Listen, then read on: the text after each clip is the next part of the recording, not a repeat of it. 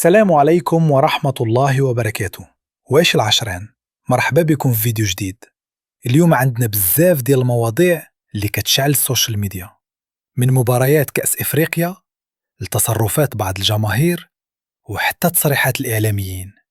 غنبداو وحدة بوحدة، خليك معايا حتى لآخر الفيديو، راه كاين ما يتقال.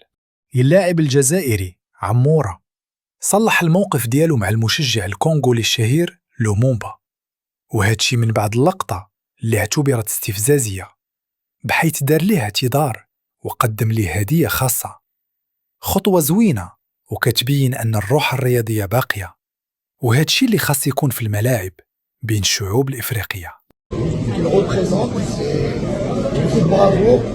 Il connaît la nature des relations entre l'Algérie et le Congo, donc on a voulu l'honorer. On aurait voulu aussi, après le match, le ramener dans le vestiaire.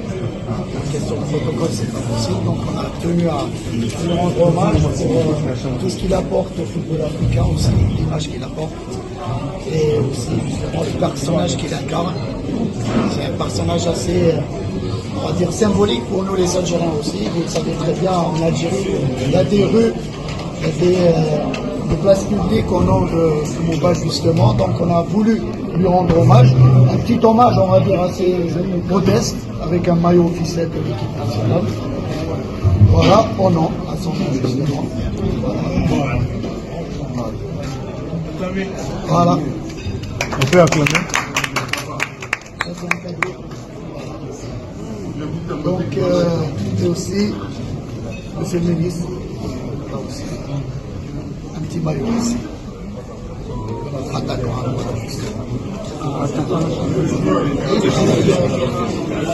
Et juste pour expliquer les choses, hein, notre joueur était tellement impressionné par notre ami qu'il a voulu lui rendre hommage un petit peu. Oh, il s'est excusé depuis puisqu'il n'avait pas l'intention de faire une polémique en tout cas. Au nom des relations en tout cas entre les deux pays, je vous remercie encore une fois et je vous transmets les salutations de monsieur le ministre. Merci beaucoup. Merci à vous en tout cas pour l'accueil. À très bientôt, Inch'Allah. On vous souhaite beaucoup de réussite pour la Coupe du Monde. برافو عمورة، برافو لي زوم. انا كيسالي معايا الواحد صراحة، كيسالي معايا الواحد اللي كيغلط وكيعرف راسو غلط في حق الناس، وكيدارك نفسه، كيدارك الموقف وكيعتذر. كيسالي معايا. الاعتذار ماشي من الرجال، حنا الحمد لله كاملين كنغلطوا في هاد الدنيا هادي، وان الله غفور رحيم. ربي سبحانه وتعالى اللي خلقنا وكيسمح لينا وكيغفر لينا. عمورة جيست واعر دار، غلطتي ودار كتير موقف وعرفتي راسك غلطتي، ولكن صححتي الامر ديالك. بنتي كبير دابا، بنتي كبير. شتي بعدا نتايا اعتذرتي واعترفتي بالغلط. اما واحد البوال حاشاكم راه بال هاز العالم ديال بلادك ومحبط سروالو كيبول في الارض، حشومه وعيب وعار. وتا انا كنعتذر منك اخويا عمورة، كنعتذر منك، غلطت انا في حقك، انا كنعتذر منك. سي الله يسخر الامور. أكد الصحفي النيجيري توبي سامويل أن المشكل المتعلق بمستحقات اللاعبي منتخب نيجيريا قد تم تسويته بشكل كامل، وذلك بعد الجدل الذي رافق وضعية النسور الخضر قبل مباراة ربع نهائي كأس أفريقيا المغرب 2025. وكتب الإعلامي عبر حسابه على منصة إكس أنه تحدث مع مصدر مسؤول داخل الاتحاد النيجيري لكرة القدم بشأن الإضراب المحتمل للاعبين والمسؤولين، والذي أكد له أن المشكل قد تم تسويته، علماً أن المنتخب قد تدرب اليوم بشكل طبيعي في مدينة فاس. وجاء في تدوينة سامويل: تمت معالجة تحويل الأموال من البنك المركزي النيجيري إلى البنك الخاص بكل لاعب. سيحصل اللاعبون وأعضاء الطاقم على كامل مكافآتهم فور اكتمال الإجراءات.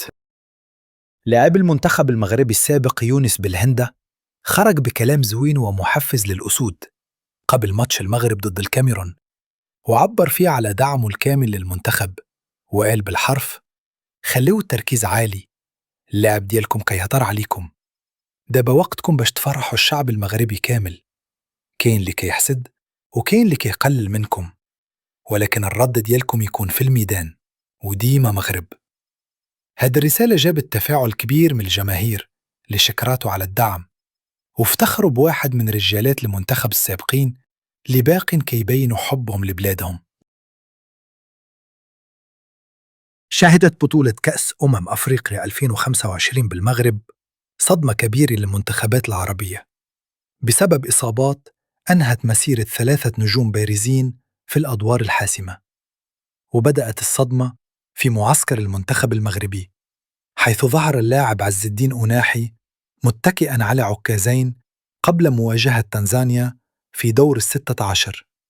وأكد مدرب المنتخب الوطني وليد الركراكي أن أناحي يعاني تمزقاً في عضلة الساق، مشيراً إلى أن فترة علاجه ستستغرق بين 5 و6 أسابيع، ما يحسم غيابه عن بقية مباريات البطولة، واضعاً المنتخب المغربي أمام تحد فني كبير. ولم يكن المنتخبان المصري والجزائري بمنأى عن هذه الأزمة، إذ أعلن الجهاز الطبي للمنتخب المصري إصابة محمد حمدي بقطع في الرباط الصليبي خلال مواجهة منتخب البنين في دور 8 النهائي، وأنهت الإصابة مشاركته في البطولة، مع احتمالية غيابه الطويل عن الملاعب حتى نهاية الموسم، في خسارة مؤثرة للفراعنة. هنا وصلنا لنهاية الفيديو، ما تنساوش تديروا لايك وأبوني وتخليوا لينا رايكم في التعليق، حيث رايكم كيهمنا بزاف. نتلاقاو في فيديو جديد.